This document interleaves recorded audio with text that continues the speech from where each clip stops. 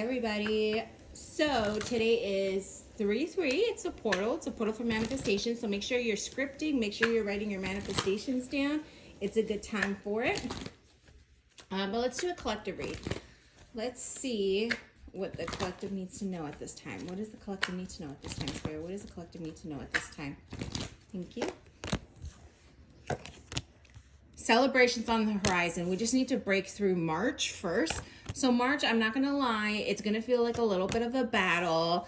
You're going to feel unmotivated. You're going to feel like questioning your sanity sometimes, or where you're headed, like direction. For some of you, this also has a lot to do with either like a partner or a career, okay?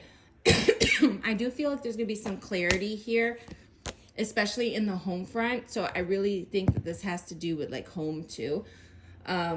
But there's going to be more balance. So what I'm seeing here is, don't be surprised. And this makes sense because Venus went into retrograde Vedic yesterday. I'm a strong believer in Vedic over tropical. I feel like it's more accurate.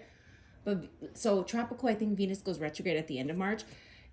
That doesn't feel right to me. It feels more, it started yesterday, like Vedic. So essentially what happens is there can be a lot of reassessing, a lot of arguments, conflict that happens within relationships. And we're not just talking about romantic relationships.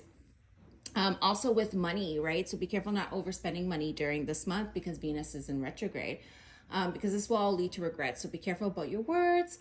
So there might be a battle here of some sort for the month of March, either at work, right? With the finances, Venus makes sense.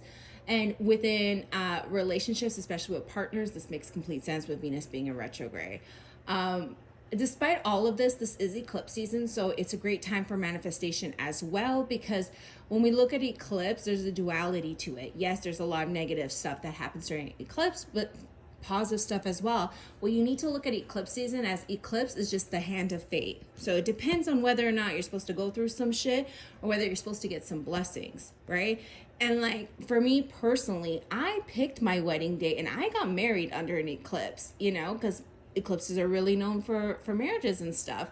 So don't be so afraid of eclipse season. Just be prepared that things might be shaken up for you. And there's nothing you can do to control it. Just flow with it, okay? We are going to get through it, especially here. I see that there's going to be some sort of breakthrough and some sort of celebration after March and some sort of clarity. And if you're having difficulties within relationships, you're getting clarity. For some, there will be a complete walk away and a complete ending. But for others, it's a reconnect, right? It almost feels like there's like emotional distance within a relationship, or like physical distance within a relationship, and there's like a coming together. There's more effort being put in to come together.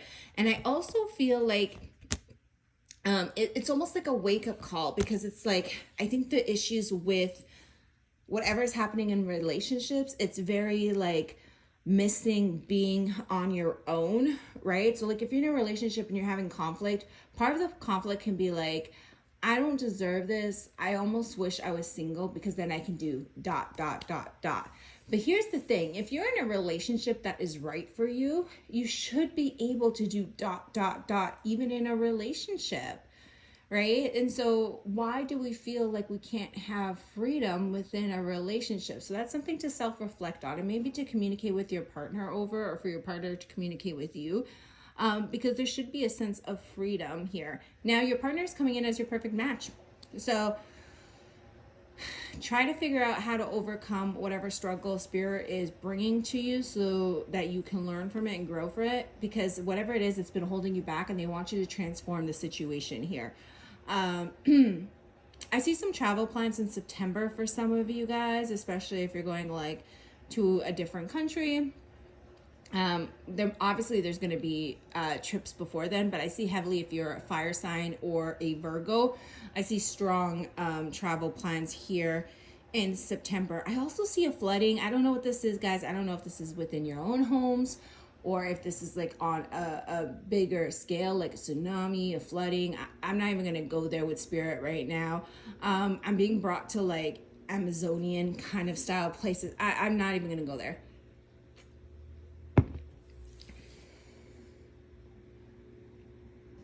There is a call to self-love, self-care right now. It's like really working on yourself. So there's a call to that. Now, again, they're bringing me back to the relationships, you could still do the things that you want that make you feel at peace, that bring you joy in a relationship. And if you can't, you need to assess that situation and figure out if you can work with that person to bring that sense of peace, that sense of happiness to your life, or not.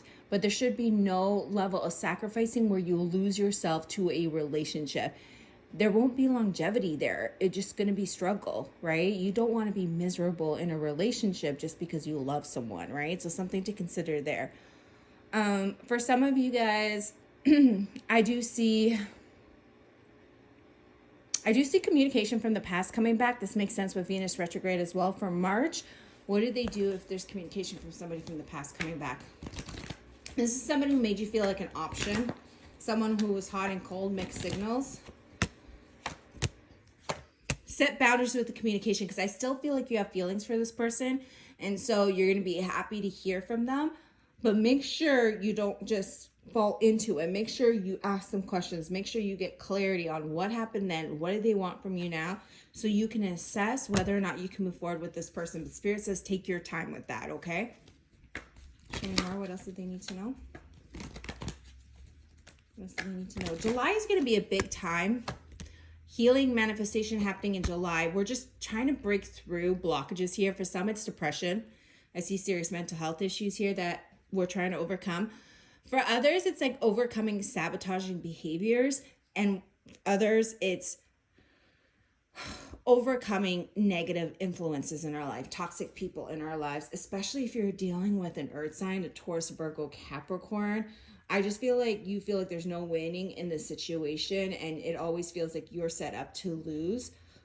So Spirit is shaking things up for us, you guys. When it comes to others, whether this be colleagues, romantic relationships, friends, family, Spirit's sending us some wake-up calls this eclipse season.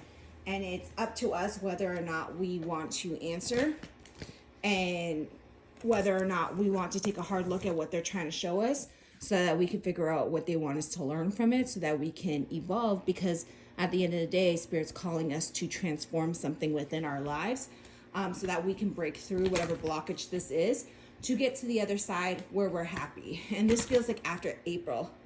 Like April to July is going to be a really important moment where we start to see doors of opportunity open up. We start to feel more happiness, more motivated, more inspired, but also just feel lighter. Like I just feel like a weight being taken off our shoulders. But you know what? It's been a rough 2024, and eclipse seasons are always heavy.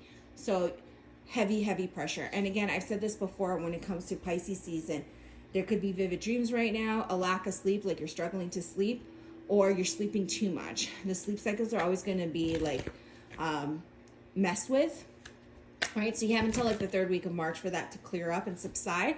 But also, if you're thinking about working on psychic abilities, now would be a good time to do it. Any last minute advice for them, Spirit?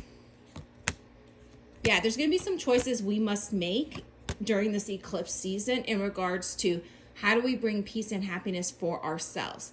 How do we create a brand new start for ourselves? Now, this doesn't mean that you can't have a brand new start in relationships. This doesn't necessarily mean endings. There is a moment of clarity and the ability to start anew, the ability to have a fresh phase in whatever this is. And it's going to be our choice on what we do with it. Do we let it go? Do we hold on to it? How do we transform it? But regardless, there is brand new rebirth energy for us in April. And that makes sense, like when you look at like Easter and stuff. But anyways, rebirth energy in April that brings a sense of like peace, harmony, and almost like a weight off our shoulders. So I hope that helps you guys.